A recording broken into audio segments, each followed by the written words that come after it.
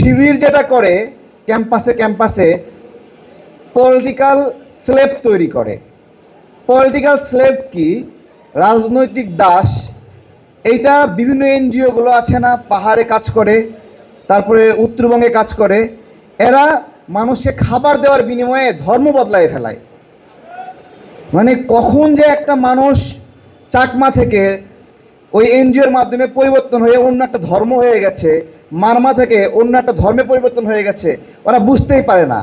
ঠিক একই কাজটা জামাত শিবির করছে, যে ক্যাম্পাসে ক্যাম্পাসে একটা ছাত্রকে, ও একটা মুসলিম সন্তান, কিন্তু মুসলিম সন্তান থেকে একটা ভিন্ন মুসলিম হয়ে গেছে জামাতে ইসলাম শিবির, একটা ভিন্ন মুসলিম, সাধারণ মুসলিম থেকে ভিন্ন মুসলিম হয়ে গেছে কিছু খাবারের বিনিময়ে। তো এইটা ক্যাম্পাসগুলোতে আমাদের বন্ধুদের, ছাত্র ভাইদের সচেতন থাকতে হবে যে কিছু খাবারের বিনিময়ে পলিটিক্যাল স্লেভ হয়েন না। পলিটিক্যাল স্লেভ হয়ে গেলে শেষ, আপনি, আপনার ধর্ম শেষ, আপনার ঈমান শেষ, আপনার আকীদা শেষ, এবং আপনার মধ্যে যে একজন সাধারণ মুসলমানের যে সৎ সাহস, ওইটাকে কনভার্ট করে আপনাকে গুপ্ত হওয়া শেখাবে। এই গুপ্ত আচরণটা আমি বলি যে সেলজুক সময়ে হাসান সাব্বা নামে একটা ধর্মীয় নেতা ছিল, এবং তারা গুপ্ত থেকে থেকে রাষ্ট্রের সব গুরুত্বপূর্ণ জায়গায় যায়, কিন্তু কখনো রাজা হতে পারে না। কেন পারে না?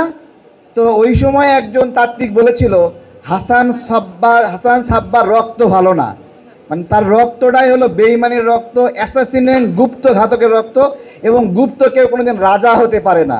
রাজা হওয়ার জন্য ভালো ব্লাড গ্রুপ লাগবে, ভালো ব্লাড গ্রুপ ছাড়া কেউ রাজা হতে পারবে না। সব দখল করবে, কিন্তু রাজা হিসেবে জনগণ কোনোদিন মানবে না। সুতরাং যারা কিছু টাকার বিনিময়ে, খাবারের বিনিময়ে একটা পলিটিক্যাল স্লেভে রূপান্তরিত হচ্ছেন, আপনারা সংখ্যায় 15,000, 20,000 আরও বেশি হন, বাট 10 জনের সামনে আপনারা নেতায় যাবেন। বাঘের সংখ্যা বেশি হয় না, নেকড়ের সংখ্যা বেশি হয় না, কুকুরের সংখ্যা অনেক বেশি, ঘেউ ঘেউ করে, কিন্তু কামড় দেওয়ার সাহসও কখনো নাই।